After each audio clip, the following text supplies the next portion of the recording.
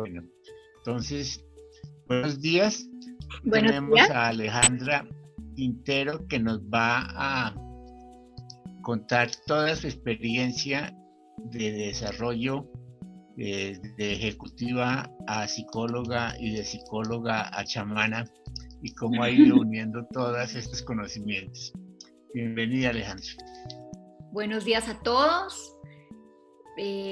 Pues muy honrada y muy contenta de estar acá con ustedes. Bueno, no sé cómo empiezo. A ver, pues yo desde siempre, desde niña, tuve una conexión muy fuerte con la naturaleza y una gran empatía, ¿no? Una gran sensibilidad hacia los temas emocionales y físicos de los demás. Esto pues para mí fue un poco difícil, ¿no? Como que no entendía, me sentía muy afectada por todas las situaciones que sucedían en mi entorno y pues a medida que fui creciendo me fui desconectando un poco pues de esta capacidad, ¿no? De esta habilidad, un poco desarrollando una actitud de supervivencia. Y bueno, me fui como por un lado más tradicional, decidí estudiar Derecho, en parte porque en mi familia pues hay muchos abogados, mi papá es abogado, mi mamá era abogada, y también porque digamos de las carreras que en ese momento eran viables, era la que más se conectaba con un deseo mío, un interés mío de servicio, ¿no? de justicia, de equilibrio, de ayudar a los demás. Entonces pues estudié Derecho y después de eso terminé mi carrera, me fui bastantes años del país, estuve viajando y terminé estudiando una maestría en estudios de paz y conflicto que eventualmente me llevó a trabajar durante 10 años con la OEA en el proceso de paz en Colombia y pues en ese trabajo tuve la oportunidad de viajar por muchos lugares del país, de conocer pues lugares, culturas, comunidades y situaciones a las cuales no estamos normalmente expuestos quienes vivimos en la ciudad. Y en ese proceso se volvió a despertar en mí este deseo de ir un poco más allá, ¿no? Como que estar inmerso en el conflicto y darme cuenta el impacto social, emocional, espiritual, económico de todas estas violencias y temas no resueltos, pues me llevó a reflexionar sobre si tal vez esa sería la mejor manera mía de acompañar o si de pronto era hora de buscar otro camino. Y me reconecté con el tema de la psicología, que era algo que yo siempre había querido ser desde niña. Entonces ahí empecé como a explorar ese camino, estudié psicología, me especialicé en Gestalt, en psicología transpersonal, y en el momento, digamos, eso de formarme como terapeuta Gestalt, lo hice en un lugar que se llama Transformación Humana, en Bogotá, y en ese proceso de formación me reconecté con esta, digamos, valga la redundancia, conexión que siempre he tenido con la naturaleza. Entonces eso volvió a despertar en mí y tuve la posibilidad de explorarlo y pues de conocer, ¿no? Y recibir enseñanza pues de personas que saben de esto, ¿no? Digámoslo así, curanderos, chamanes. Ahí digamos que la palabra chamana, a mí no me gusta hablar de mí como chamana porque me parece que eso es algo, es un rol que tú puedes tener en una comunidad, más que algo que tú te adscribas, ¿no? Que tú digas yo soy abogada, psicóloga o chamana. Creo que más bien es como un rol que tú empiezas a tener en una comunidad en la medida en que tú estás cumpliendo una función de servicio, de acompañamiento, y eso se va dando naturalmente. Entonces a mí me gusta decir que yo soy aprendiz de una tradición porque uno nunca termina de aprender, ¿no? Uno siempre está trabajándose a sí mismo, aprendiendo de la naturaleza que pues como ya hemos conversado es la fuente primordial de la sabiduría.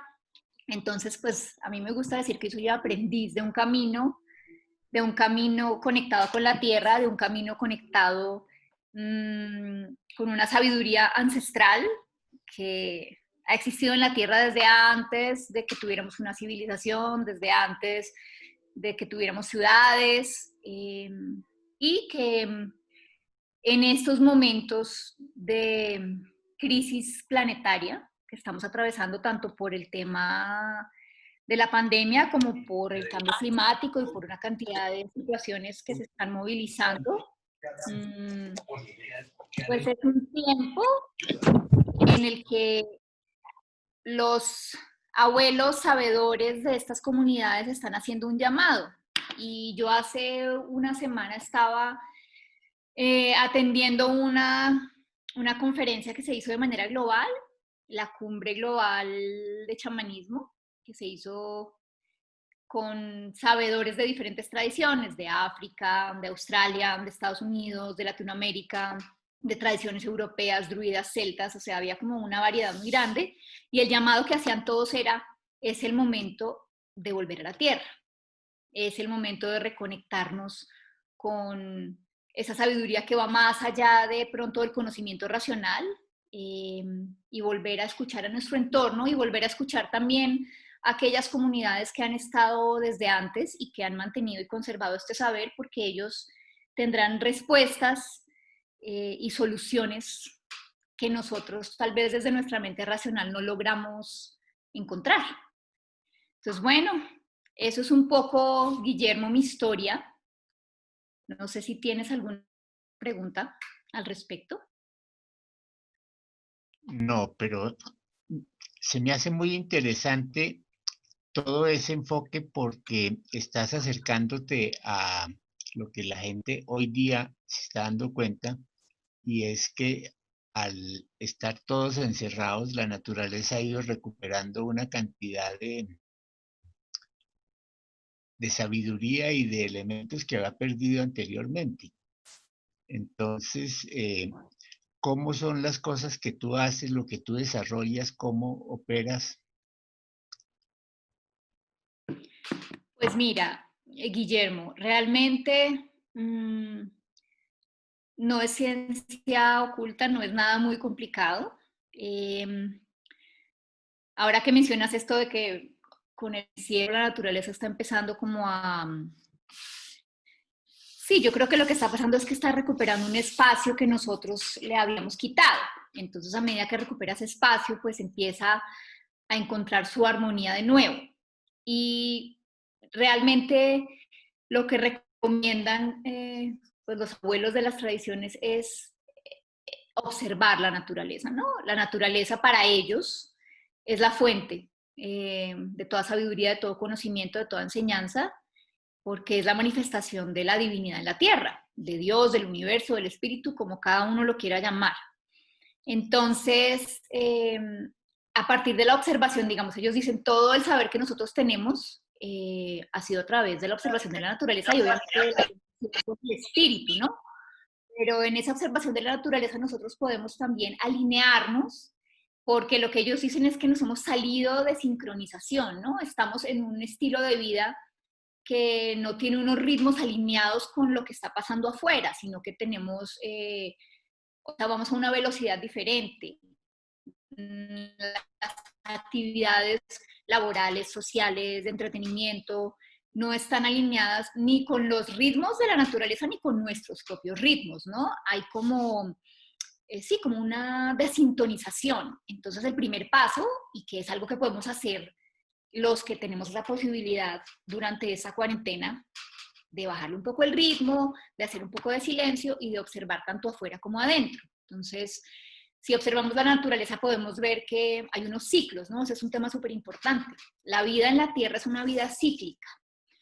¿Y qué quiere decir cíclica? Pues que todo tiene su momento. Una planta nace cuando tiene que nacer, crece cuando tiene que crecer, florecer, dar fruto. Hay como unos momentos que tienen que ver con las estaciones, en los países que hay estaciones, o con el clima, con las lluvias, con la cantidad de sol, con la tierra, la sombra. Digamos que hay unas condiciones que determinan el desarrollo de una planta, por ejemplo. Y hay un momento para cada cosa. Hay un momento para trabajar, hay un momento para descansar, hay un momento para estar en silencio, hay un momento para celebrar. Y esta observación también tiene que ver con observar nuestros propios ritmos, o sea, cómo mi ritmo está también sincronizado con el ritmo de la naturaleza. Mira, yo te cuento, yo te comentaba antes de que empezáramos la transmisión, que yo vivo en el campo. Y para mí esta vida en el campo, y sobre todo ahora con la cuarentena, ha sido muy reveladora y muy enriquecedora en términos de la alineación de mis ritmos, ¿no? De una manera muy natural y sin buscarlo y sin forzarlo, yo me estoy alineando con los ritmos del lugar. Entonces, a las 6 de la mañana hay unos pájaros acá que son unas guacharacas que cantan durísimo y ellos son mi despertador y yo me despierto a esa hora y ya mi cuerpo está acostumbrado. Y cuando hace mucho sol, entonces yo me refugio y hago cosas en el computador, y cuando estamos haciendo más sombra voy y trabajo en la huerta, y como que me he ido alineando a lo que está sucediendo en mi entorno. Y te quiero decir que me siento muy bien, me siento muy energética físicamente, me siento tranquila, me siento vital, estoy durmiendo súper bien. Entonces, un poco si me preguntas qué puede hacer la gente, qué podemos hacer para volver a la tierra, para recuperarnos con esa sabiduría, el primer paso es escuchar lo que sucede a nuestro alrededor y escucharnos a nosotros, nuestro cuerpo y nuestros propios ritmos interiores. Eh, Tienen unos ciclos y un orden que podamos hacer esa escucha y esa alineación entre lo de adentro y lo de afuera, pues también vamos a poder desarrollar una percepción más sutil, más allá, digamos, de lo material y de lo físico, ¿no? Que es como el camino que los abuelos invitan. No sé si eso responde a tu pregunta, Guillermo. Sí, y hay otro aspecto que tú no nos comentaste, que es tu inclinación al budismo. Sí, sí, Que es, bueno, cuéntame, dime. no, ¿cómo lo integras? Porque estamos hablando de, digamos, de filosofías y aproximaciones distintas al comportamiento del ser humano, pero cada una es en sí misma una sabiduría total. Sí, pues Guillermo, mira que ese ha sido un viaje muy bonito porque lo que yo he encontrado es que todas estas filosofías, como tú las nombras, son complementarias, ¿no? Como que, claro que tienen aproximaciones diferentes, que tienen que ver obviamente con la experiencia cultural de cada pueblo que las produjo, pero en el fondo, en la raíz, la enseñanza es la misma, ¿no? Yo practico una vertiente del budismo que se llama Bon, y el budismo Bon es muy particular porque es un budismo que hasta hace unos años pues se mantenía un poco en el margen porque algunos budistas no lo consideraban lo suficientemente elevado. ¿Y por qué es esto? Porque el budismo Bon lo que hizo fue hacer un sincretismo o una incorporación de la sabiduría de los pueblos del Tíbet antes de que llegara el budismo al Tíbet. Esta sabiduría de los pueblos del Tíbet era una sabiduría que también era chamánica, una sabiduría conectada con la tierra. Entonces lo que hizo el budismo Bon fue tomar esta sabiduría, incorporarla al budismo, a una vertiente del budismo, digamos, tántrica, se llama Vajrayana, que es una vertiente que es pues específica del Tíbet. Y al incorporarla, entonces, pues obviamente todas las prácticas, si bien son prácticas en esencia budistas, incorporan elementos de trabajo con la naturaleza. Entonces, para mí, pues fue la combinación perfecta, ¿no? de los dos caminos. Entonces, si bien la práctica, pues obviamente es de meditación, de trabajo con la mente, de encontrar lo que ellos llaman, lo que los budistas de este camino llaman la mente natural, que es como ese espacio más allá de los pensamientos, las emociones, ese espacio que todo lo contiene, que podría decirse pues, que es como la energía, que para ellos es vacía, pero tiene en su potencial la posibilidad de generar todo lo que existe. Eh, si bien, digamos, es como el objetivo, la finalidad, pues entre otras, El camino para llegar ahí tiene elementos de trabajo, por ejemplo, como te digo, con la naturaleza. Entonces los tibetanos trabajan con 5 elementos. Ellos trabajan con el aire, el agua, la tierra, el fuego y el espacio. Entonces hay prácticas que te ayudan porque obviamente estos elementos están tanto afuera como adentro, de un nivel más grueso hasta un nivel más sutil. Entonces en las prácticas tú lo que haces es equilibrar estos elementos. En la medida que tus elementos estén equilibrados, pues también es más fácil que tú alcances un lugar de tranquilidad mental que te permita conectarte con ese lugar más profundo que ellos llaman la mente natural. Entonces, digamos que para mí no ha sido nunca un choque, sino por el contrario, un complemento y un potenciarse de estas prácticas que para mí conducen al mismo lugar desde abordajes muy similares. Eh, Hay otro punto muy interesante y es que, digamos, en las culturas ancestrales, para no utilizar el término chamánico, Sí. ellos utilizan, por ejemplo, el yagé como una herramienta de poder alcanzar esos estados superiores que en el budismo se hacen a través de una meditación muy sofisticada. Sí. Son enfoques, digamos, diferentes, pero con resultados en el fondo similares porque logran una percepción y una sensibilidad hacia los demás seres muy elevada. Tú cuando alguien te consulta, ¿qué tipo de consultas recibes? Bueno, Guillermo, muy buena pregunta. Depende, ¿no? Hay como todo tipo de situaciones y dependiendo también de la situación, obviamente el abordaje de la herramienta a utilizar pues varía. Yo parto de un principio y es que el ser humano es un todo, ¿no? Mente, emoción, cuerpo, espíritu y sistema energético están conectados, entonces el abordaje hacia cualquier, llamémoslo enfermedad, desequilibrio, situación de crisis, pues debe ser un abordaje integral, ¿no? Como si estás experimentando temas físicos o emocionales, seguramente hay una repercusión en tus otros cuerpos y entonces pues hay que mirar qué es lo que está pasando y ver realmente cuál es el origen, ¿no? Porque tú puedes estar manifestando un síntoma emocional, pero el origen puede ser mental, físico, energético, digamos que ese es como como que el primer punto, ¿no? Entrar digamos, en el acompañamiento de un consultante desde un lugar, desde una mirada amplia, ¿no? Y desde esa mirada amplia, pues obviamente también las herramientas son muy variadas. Entonces yo trabajo terapia Gestalt, que de por sí, a pesar de ser un abordaje psicológico de corriente humanista, es también un abordaje holístico que parte de esto mismo que estamos nombrando, de que cuerpo, mente y emoción están conectados, y pues que hay que integrar y procesar las experiencias a través de estos 3 cuerpos para que la experiencia se viva completamente y pueda cerrarse y la energía pueda estar en el presente. Entonces digamos que ese sería como mi core, y alrededor de eso pues ya hay como, yo me nutro también de estas otras tradiciones y aprendizajes, ¿no? Entonces a mí me gusta siempre estar en un espacio meditativo antes de que yo pues reciba a una persona, porque pues desde ese estado un poco más profundo yo también puedo estar en un lugar de mejor acompañamiento, de mayor presencia, de mayor silencio interior,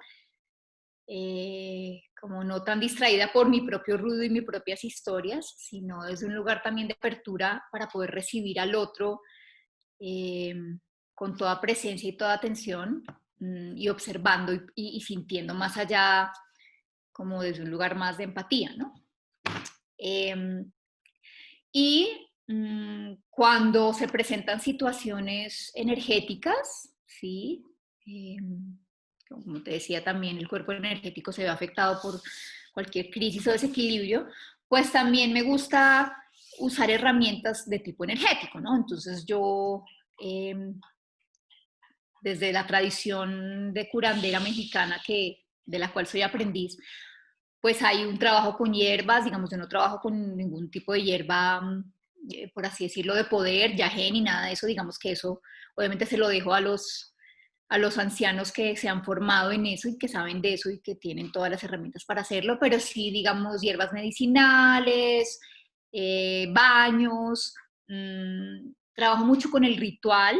El ritual es algo muy importante, tanto desde las tradiciones ancestrales como desde la psicología transpersonal y más, digamos, más humanista, porque el inconsciente, que es donde está la mayor cantidad de material que tenemos nosotros a trabajar, el inconsciente no se comunica a través del lenguaje lineal, del lenguaje racional, sino que el inconsciente se comunica en rituales, en símbolos. Pensemos cuando soñamos cómo es esa información, ¿no? El mundo de los sueños no, muchas veces cuando nos despertamos no tiene coherente, pero cuando estábamos así es la comunicación con el mundo. Entonces, mucho trabajar el ritual, sobre todo de duelos, por ejemplo, o de situaciones de hay un estancamiento, donde no se ha cerrado muchas veces el sufrimiento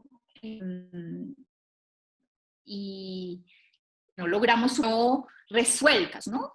Hubo algo que no dije, hubo un tema que no enfrenté, hay una herida que no he sanado, hay algo en mi vida que está pendiente, entonces este tema de los pendientes es algo muy, muy prevalente en la Gestalt, entonces yo lo puedo trabajar desde la consulta psicológica, pero también desde el ritual. Ok, entonces tú tienes un tema, no sé, hace 5 años te separaste y aunque en apariencia todo está bien, pues hay algo ahí que falta, entonces hacemos un ritual, lo conversamos, lo diseñamos entre los dos, en el que tú puedas llevar a cabo ese cierre y tu inconsciente pueda sentir, ok, ya esta etapa se cerró, voy a liberar esa energía que yo tenía ahí reservada para este tema, y entonces la persona tiene a su disposición de nuevo energía, presencia, y sus emociones vuelven a estar en un estado de reposo.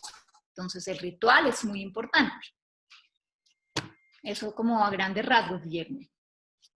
Hay otro punto importante y es los ancestros.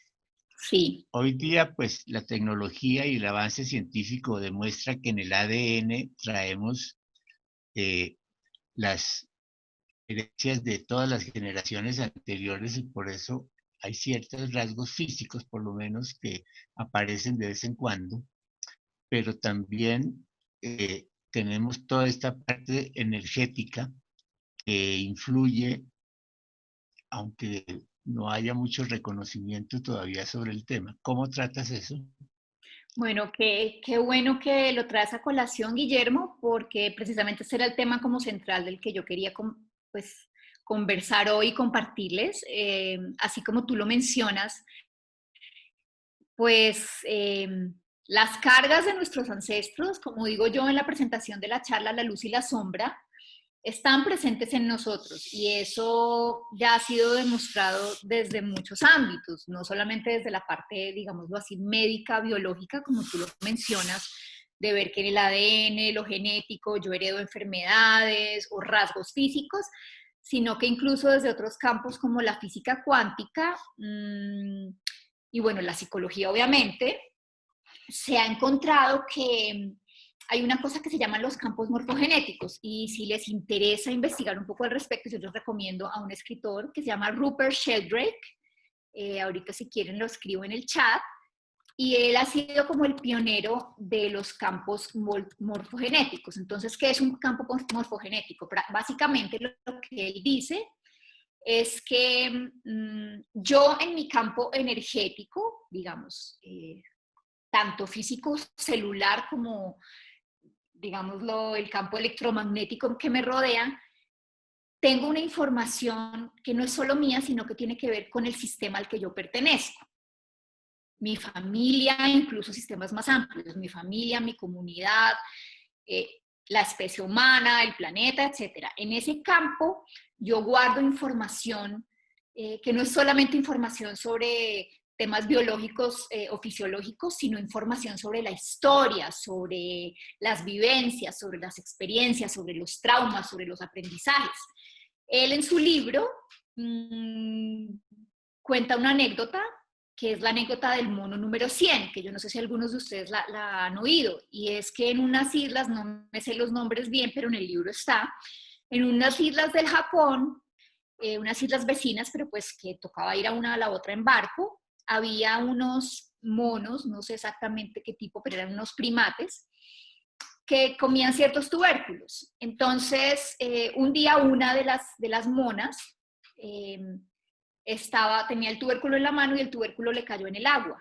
Entonces, al sacarlo del agua, lo probó y se dio cuenta que era más sabroso. Entonces, empezó a lavar el tubérculo. Entonces, recogía el tubérculo, lo llevaba al agua, lo lavaba y se lo comía. Y después de varios días haciéndolo eso, todos los primates de su comunidad empezaron a hacerlo.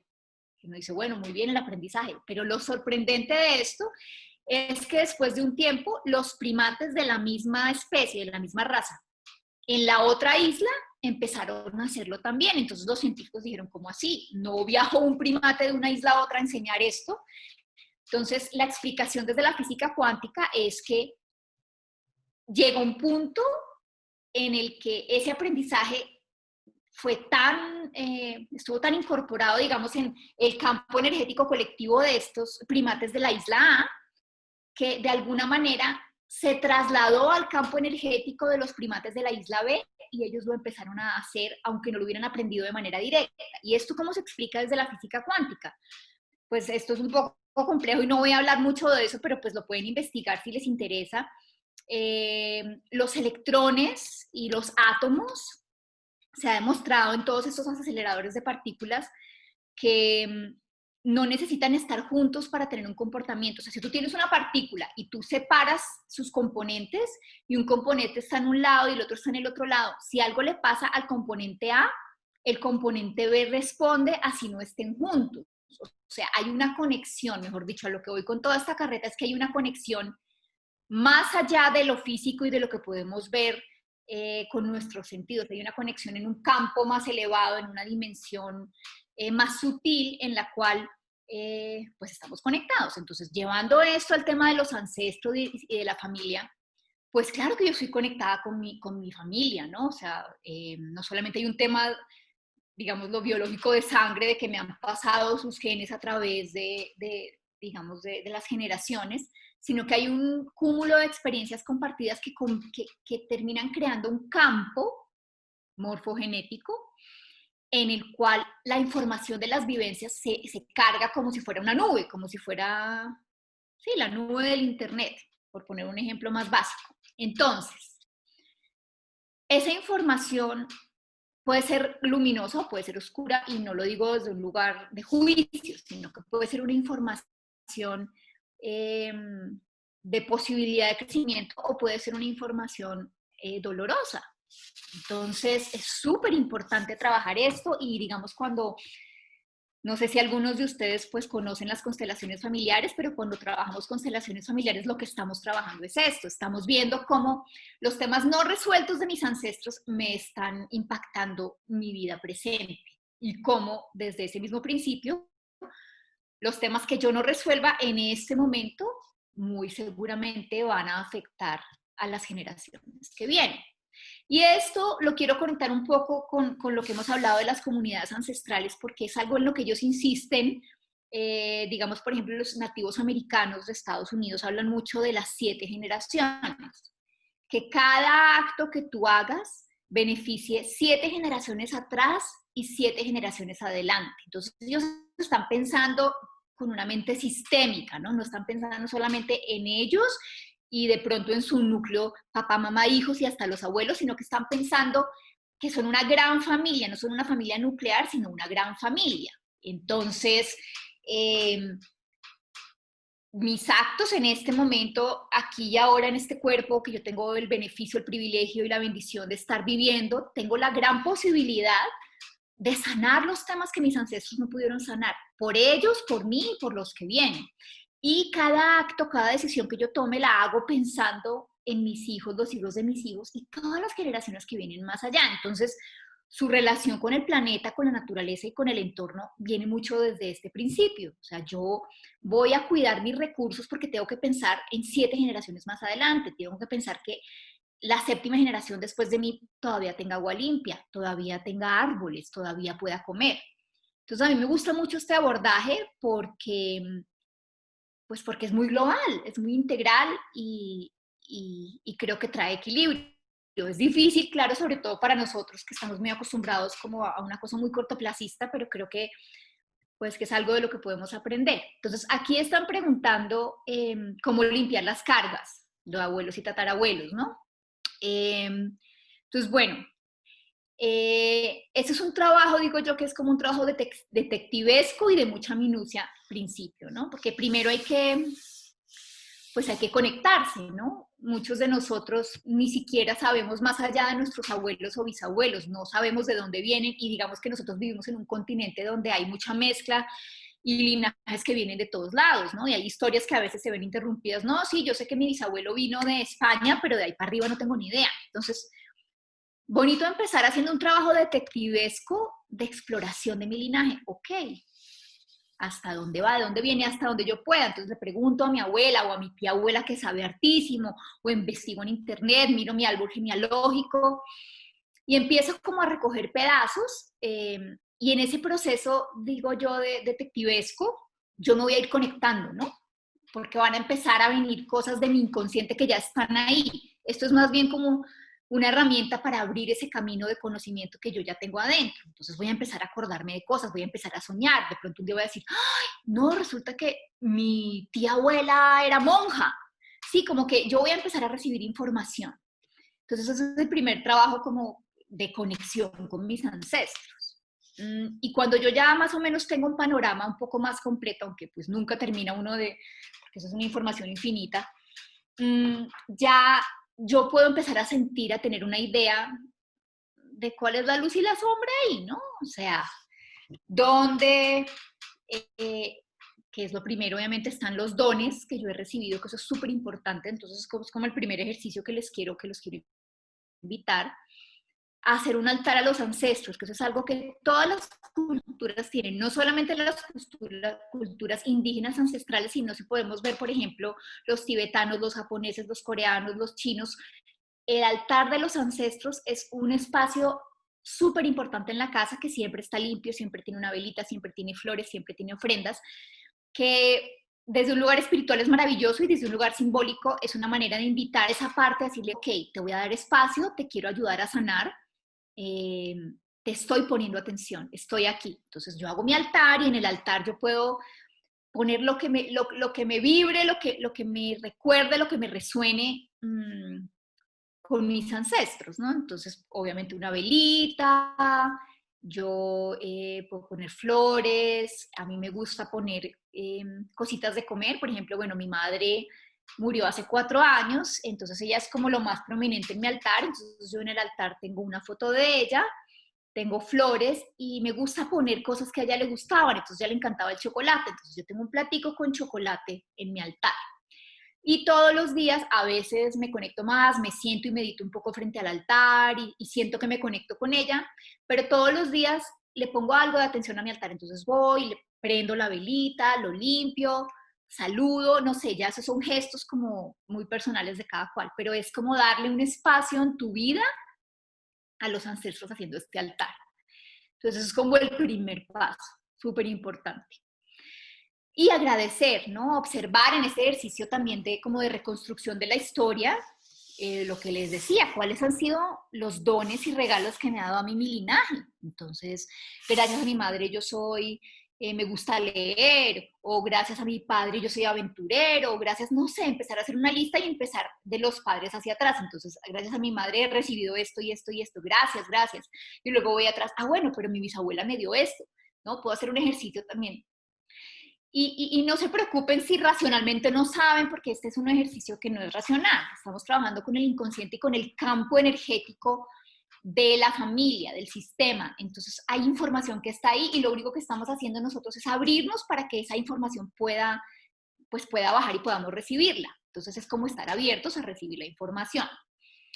Y a medida que yo me voy abriendo pues a los dones y a conectarme y a entender de dónde vengo, ¿no? A entender que yo soy, como dicen los abuelos y los indígenas, yo soy el resultado de miles y miles de personas, o sea, los dolores, las aventuras, las decisiones, las experiencias de cuánta gente antes de mí fueron necesarias para que yo estuviera aquí y ahora.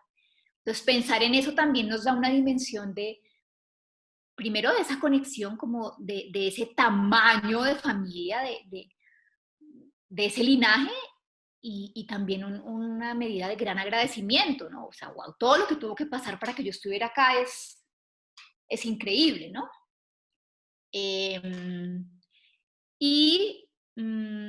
Entonces, ya desde esa conexión y desde esa apertura de empezar a ver, pues a recibir esta información, yo ya puedo saber qué es lo que tengo que sanar. Entonces, esta sanación, como les decía antes, puede tomar muchas formas y bueno, está chévere si ustedes hacen ese proceso con alguien que los acompañe. Es lindo porque uno se siente apoyado y también alguien que te pueda ir diciendo por aquí, por allá, pero también lo pueden hacer solos, ¿no?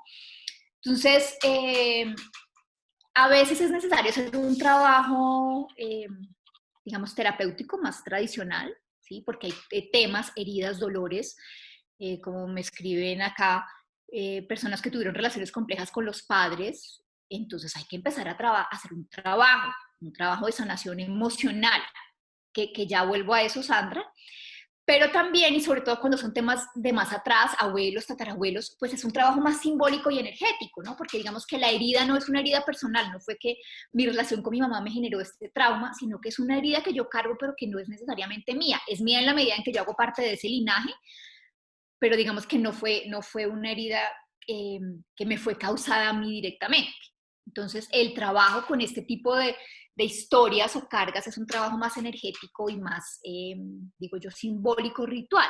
Entonces, si yo, por ejemplo, en este proceso detectivesco y de conexión me llega, ¿sí? O sueño que, no sé, una historia fuerte con un abuelo mío, por ejemplo, que fue migrante y se perdió, o que tiene un tema con el desarraigo. O sea, yo ahí voy como sabiendo las claves, ¿no? Si mi abuelo fue un migrante y dejó a su familia atrás y nunca volvió a hablar con ella, pues yo sé que mi abuelo tiene un tema de desarraigo y yo puedo observar en mí, cómo ese tema no está resuelto porque yo todavía lo estoy cargando. Si ya estuviera resuelto, ya en esta generación ese tema no se estaría manifestando. Los temas se siguen manifestando porque el sistema quiere que los sanemos.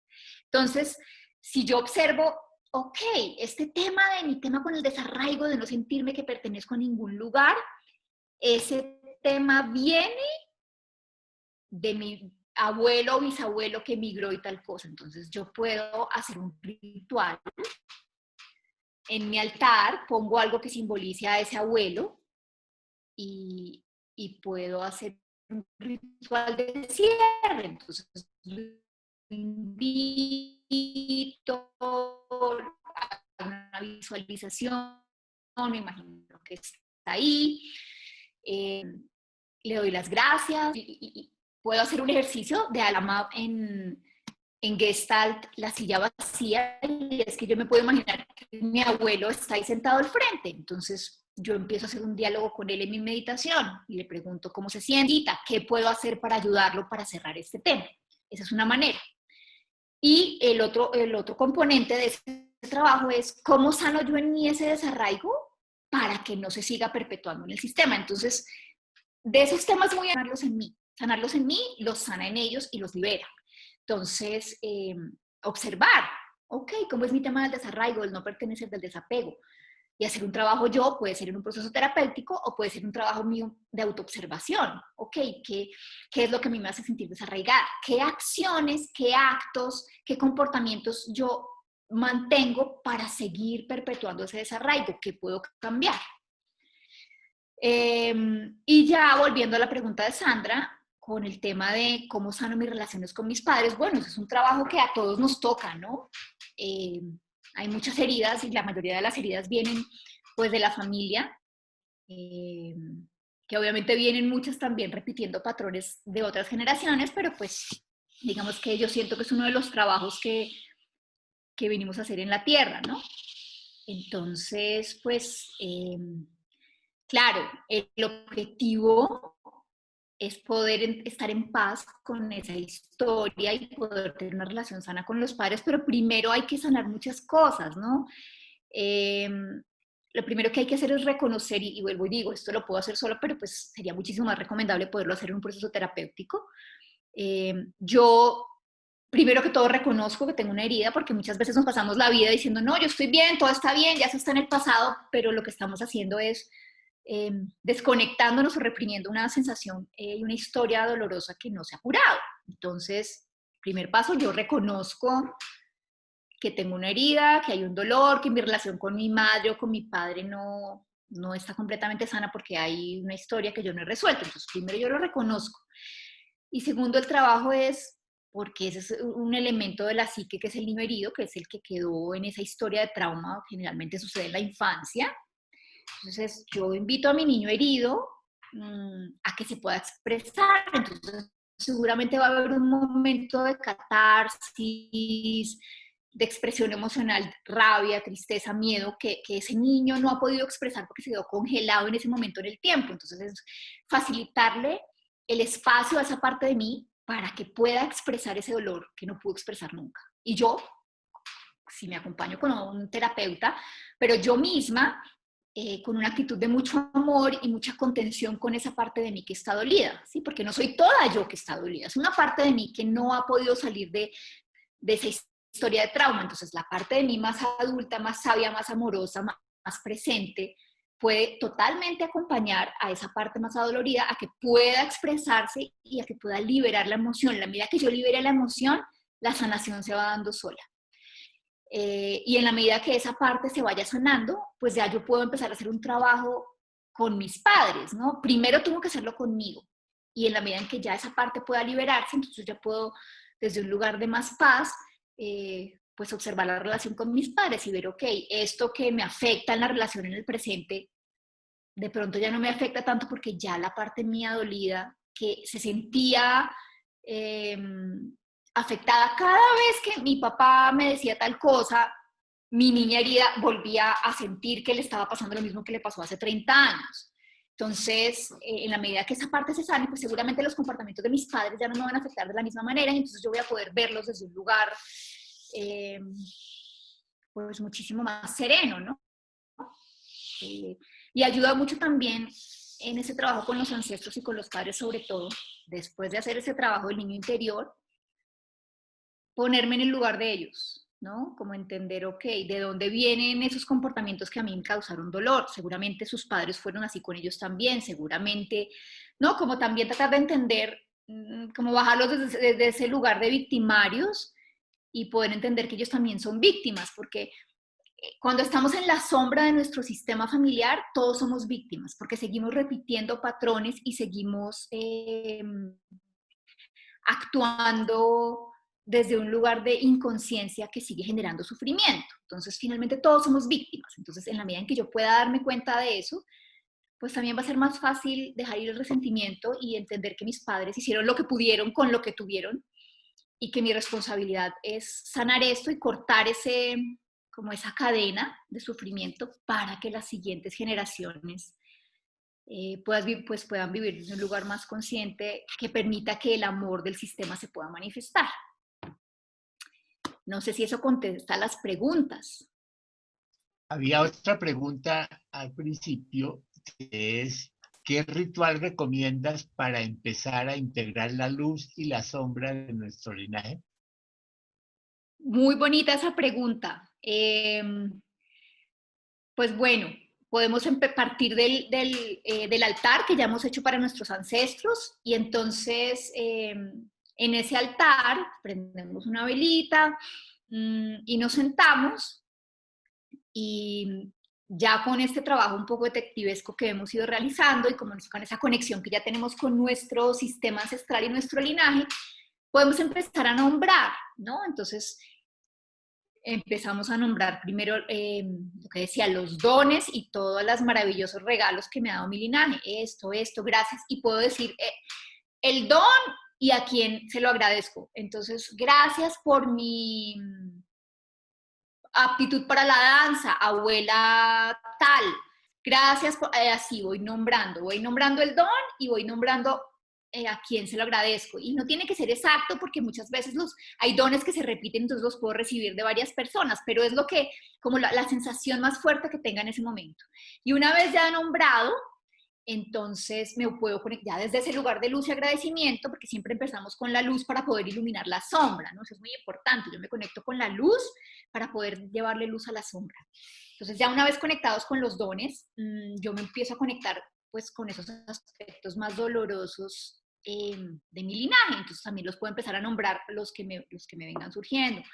Entonces este miedo a volar en avión, por ejemplo, que es un miedo que en mi linaje está súper presente en muchísimas de mis tías, en mi madre. Entonces, por ejemplo, por poner un ejemplo, o no sé, mi dificultad para tener pareja, o un ejemplo que puede ser también, o mi dificultad para pertenecer, como nombrábamos ahorita, o mis problemas con el dinero, o mi salud, o no sé, el tema de la hipertensión que lo han tenido todos los abuelos, ¿sabes? Como empiezo a ir nombrando los temas más urgentes, y así como cuando estaba nombrando la luz agradezco, cuando estoy nombrando la sombra, entonces yo me comprometo y digo, yo, Pepito, yo Alejandra Quintero, aquí ante el altar de mis ancestros, les prometo que voy a hacer todo lo posible por llevar el amor a estas partes, por llevarles la luz, por sanarlas, por permitirles que se resuelvan para que las generaciones que vienen puedan vivir una vida más libre, más amorosa y más consciente. Ese, por ejemplo, es un buen ritual de comienzo que además lo puedo hacer muchas veces porque a medida que yo voy evacuando y resolviendo temas, pues van viniendo otros, ¿no? Porque recordemos que son muchos ancestros los que están atrás de nosotros.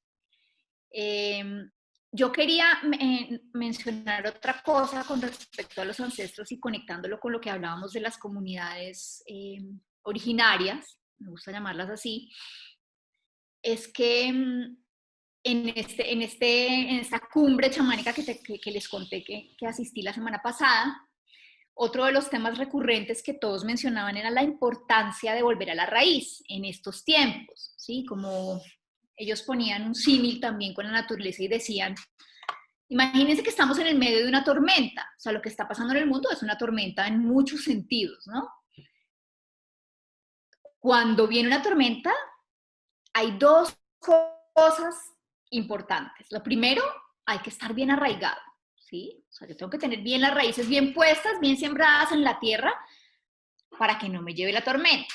Entonces, esas raíces tienen que ver primero con la conexión con la tierra, que finalmente es nuestra raíz, con la naturaleza, con los elementos, con los ciclos de la tierra, y segundo, con nuestros ancestros, porque nuestros ancestros son nuestra raíz.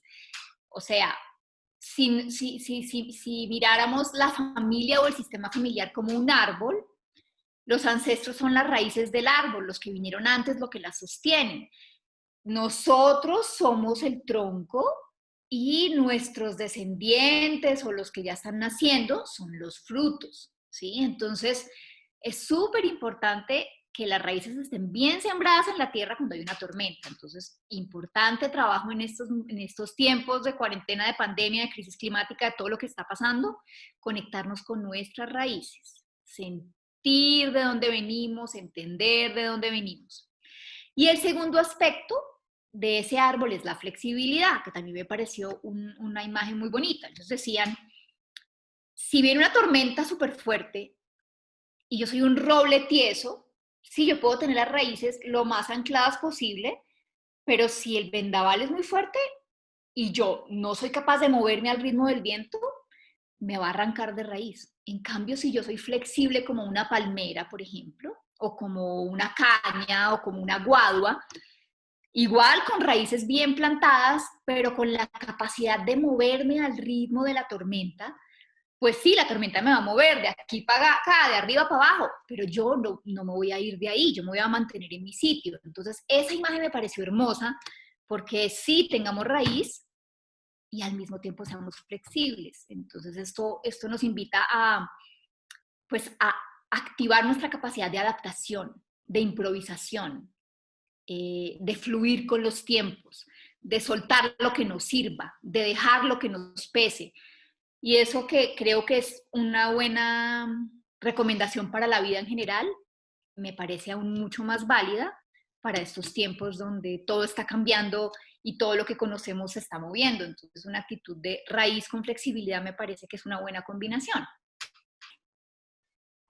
No, muy interesante la parte de los ancestros porque es algo que obviamente todos somos conscientes de la importancia de los padres y en algunos casos en que los abuelos han estado cercanos de los abuelos, pero de ahí para atrás no. Y, y Sí, conocer eso es importantísimo. sí, y es importantísimo y además es emocionante, digamos, para mí ha sido un proceso divertido, ¿no? Como he aprendido cosas locas de mi sistema que nunca me hubiera imaginado, que además al conocerlas me han, me han ayudado a entenderme a mí, como, ok, esta parte de mí que yo no tenía muy claro por qué, ya entiendo de dónde viene. Es que mi bisabuela era un poco loca, ¿sí? O era un poco excéntrica. O sea, como que también es un proceso bonito de autoconocimiento y de autoaceptación y de amor propio, cuando entendemos que no somos solamente este pequeño ego que creemos que somos, sino que nos nutren una cantidad pues de otras energías y otros temas y que está bien y que es bonito y que eso nos permite pues potenciar una cantidad de cosas y sentirnos conectados con el todo, porque el gran tema es que nuestro ego se siente separado y de ahí viene una cantidad de miedos y temores y comportamientos poco equilibrados. Pero en la medida que nosotros nos conectamos con la raíz, nos conectamos con la tierra, con los ancestros, también vamos entendiendo que no estamos separados, que hacemos parte de un todo, que somos un elemento fundamental de un todo gigante, entonces no estamos solos y eso es una sensación muy bonita. Pero eso también sirve para entender comportamientos de los hijos. Totalmente, totalmente. Sirve tanto de para arriba como de para abajo, ¿no? Porque, y pasa mucho, ¿no? Pasa mucho con los hijos que uno ve un comportamiento X y te mueve algo, ¿no? Te engancha y tú dices, pero ¿por qué estoy reaccionando así? No es tan grave. Pero seguramente es un comportamiento que te engancha o te mueve porque tú lo tienes, ¿no? Porque te recuerda cosas que tú no has resuelto, o porque te recuerda historias, o incluso tu inconsciente puede estar reaccionando a historias de tus ancestros. Entonces, seguramente esos comportamientos y cuando te mueven pues son un llamado del sistema a atender como, ok, fíjate, este comportamiento ya está pasando a la siguiente generación, pilas, ¿no? Porque lo que dicen tanto los pueblos originarios como las personas que trabajan el tema de las constelaciones familiares y el tema sistémico, lo que dicen es, el intento debe ser que ese patrón termine contigo, ¿no? O sea, como que tu responsabilidad con tu sistema es hacer todo lo posible para que ese patrón doloroso, ese tema que está en desequilibrio, termine contigo. Tú lo haces consciente y tú lo traes a la luz para que se sane y no se siga pasando a las siguientes generaciones. A veces no se puede y pues uno hace lo que puede, pero digamos que la intención y como también el regalo que uno pueda devolverle al sistema que le dio la vida, ¿sí? A esos miles de ancestros que han hecho todo para que nosotros estemos aquí y ahora, es que pare en nosotros, es hacerlo consciente, llevarlo a la luz y liberarlo. Claro que ahí también puede haber elementos positivos que no haya necesidad sino de entenderlos sin tener que tratar de cambiarlos. Tú hablabas de la persona, el antepasado había sido un emigrante que salió y vino y hizo su vida acá, y si de pronto la siguiente generación decide que hace lo mismo y se va para otro sitio, pues ahí está en esos genes y en esa... Claro, claro, Guillermo, y por eso se habla de la luz y la sombra, ¿no? Como que, como todo en la vida, como todo en nosotros, como todo en esta creación maravillosa de la tercera dimensión, pues es dual, hay dualidad, entonces hay luz y sombra, y así como hay temas que hay que sanar, y sobre todo que a mí no me gusta la palabra cambiar, porque yo creo que uno no cambia nada, yo creo que eso es una creencia del ego. Yo creo que más bien lo que sucede es que uno reconoce esos aspectos, les da luz, amor, los trae a la conciencia y ellos solitos se transforman, ¿no? Es como que se surte el proceso que tiene que surtirse. Y por supuesto, por eso en el altar de los ancestros lo que hacemos es agradecer, ¿no? Agradecer todo lo que han hecho y todas las experiencias, vivencias, decisiones que se han pasado de generación en generación, que han permitido que yo esté aquí y que yo sea quien soy. Entonces, claro, se trata también de agradecer, incluso también pues agradecer, y esto también es de un lugar del budismo, pues yo agradezco todo lo que me sucede, incluso la dificultad, ¿no? Porque detrás de la dificultad, detrás del dolor, detrás del miedo, detrás de la herida, siempre hay una enseñanza, siempre hay un tesoro. Mi maestro budista dice siempre, detrás de la herida siempre hay un tesoro. Entonces, creo que el agradecimiento es una actitud, un tono, un abordaje, una aproximación muy valioso y muy importante pues en la vida, pero sobre todo con los ancestros, ¿no? Como incluso los temas difíciles también agradecerlos, pues porque es que todo lo que nos ha pasado y les ha pasado a ellos es lo que nos ha permitido estar donde estamos. Y por supuesto, reconocer la cantidad de cosas maravillosas que nos han dejado. Y fíjate que en este ejemplo que tú pones del abuelo migrante, que de hecho es un caso personal, porque mi abuelo materno pues él era alemán y él también se fue de Alemania, dejó todo, se vino, conoció a mi abuela y digamos que yo no sé nada de mis ancestros por el lado de él cortó toda la comunicación, bueno, no sabía y ha sido un proceso también lo que decía yo de trabajo detectivesco. Y este tema de la migración y todo, como muchos de los temas con los ancestros, tiene dos lados, ¿no? Por un lado hay un tema por supuesto doloroso de haber dejado tus raíces y de un poco sentirte perdido en el mundo y que hay un trabajo que hacer y al mismo tiempo eso trae un regalo de libertad, de valentía, de arrojo, de capacidad de exploración, de apertura hacia lo nuevo. Entonces es muy bonito también y les sugiero, los invito a que incluso los temas dolorosos los abordemos desde esa mirada, ¿no? Como todo tiene dos lados. Sí, está bien, esto me ha causado dolor, pero cuál es el regalo, ¿no? ¿Cuál es el don que esto me trae? Finalmente todo tiene un regalo. Bueno, ha sido importantísimo todo lo que nos has comunicado hoy y también hay que agradecerle mucho a tu teléfono que la batería aguantó. No, el teléfono y la señal de celular, estoy impresionada, maravilloso, porque por si no saben, se me fue la luz acá donde vivo, entonces estábamos un poco nerviosos, pero funcionó. Gracias. Bueno, mil gracias y yo creo que nos quedan temas para seguir explorando hacia adelante un montón, Alejandro. Claro que sí, Guillermo, gracias por la invitación de nuevo, de verdad que para mí es una alegría poder compartir esto y gracias a todos los que se conectaron y pues a los que no están aquí en vivo pero que luego verán este video. Si más adelante, pues claro que este es un tema que da para mucho, ¿no? apenas en una horita pues hemos explorado por encima, pero pues ese es un tema que da para trabajar toda la vida. Y bueno, si a alguno de ustedes les interesa trabajar el tema de sus ancestros con mayor profundidad, con muchísimo gusto me pueden contactar y mis datos, entonces ya los voy a escribir. Alejandra Quintero, este es mi celular. También en estos tiempos, digamos, yo vivo en Villa de Leyva, pero generalmente atiendo en Villa de Leyva y tengo un espacio en Bogotá, pero en estos tiempos de cuarentena estoy atendiendo en línea, entonces se pueden contactar conmigo. Y también tengo una página de Instagram que se las voy a dejar.